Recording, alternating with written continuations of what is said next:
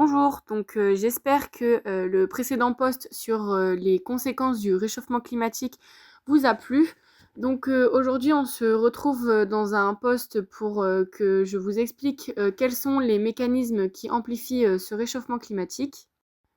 Premièrement, comme mécanisme d'amplificateur, on y retrouve l'effet de serre, donc comme le CO2, qui est très utile à la Terre, mais qui augmente le réchauffement climatique lorsque les activités humaines augmentent de manière significative la concentration de gaz dans l'atmosphère.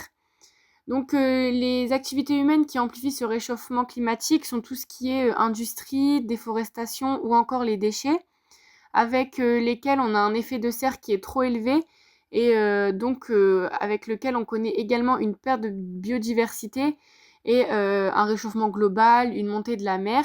On peut également le voir avec cette image qui est plutôt caricaturée, mais qui est faite pour sensibiliser la population à tous ces risques. Ensuite, comme autre amplificateur, nous pouvons y retrouver l'augmentation de la température qui augmente chaque année. On peut le remarquer ici avec les 50 dernières années où la température a pu prendre jusqu'à environ 3 degrés à certains endroits, amenant donc à une eau qui remonte en vapeur et qui donne plus de pluie, ce qui amène à des pluies de plus en plus fortes et présentes, comme ici sur la photo. Ensuite, il y a donc la sécheresse avec une végétation qui s'assèche et qui devient donc plus sensible au développement des incendies.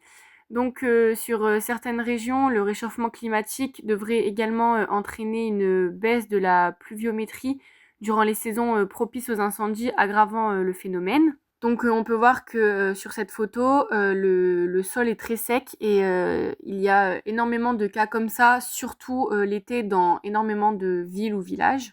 Et ensuite, il y a l'albédo. Pour ceux qui ne savent pas ce que c'est une fraction de l'énergie radiative réfléchie vers l'espace par rapport à celle reçue ou diffusée. Plus elle augmente, plus l'énergie renvoyée est grande. Et plus l'albédo est fort, et moins ça absorbe. Pour finir, les modèles climatiques qui essayent de prévoir la température dans le futur peuvent essayer de trouver des solutions afin de ralentir un maximum ce réchauffement climatique qui va s'aggraver d'année en année. Mais seulement la moitié de ces modèles pensent qu'il va y avoir une diminution des pluies et l'autre pense qu'il va y avoir une augmentation des pluies. C'est assez compliqué puisque ils ne sont pas tous d'accord.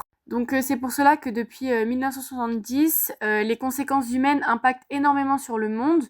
Nous, en tant que citoyens, nous pouvons déjà faire des gestes à l'heure actuelle, comme privilégier les transports en commun, réduire ses déchets, sa consommation d'électricité ou encore changer notre alimentation. Si vous, aujourd'hui, vous souhaitez réduire un peu déjà le réchauffement climatique, je vous incite à le faire. Ce sont des petits gestes qui finalement peuvent sauver.